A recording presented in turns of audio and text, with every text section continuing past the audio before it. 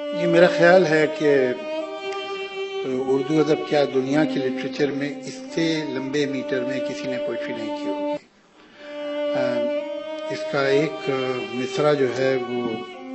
ایک صفحے پہ آتا ہے، تو پورا شعر سنانے کا تو وقت رہا نہیں، ایک مصرع سنا دیتا ہوں.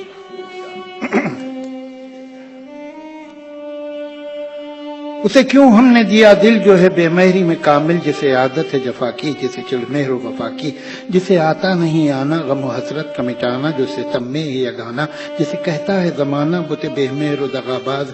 جفا پیشہ فسوسات ستم خانہ بر انداز، غضب جس کا ہر ایک ناز،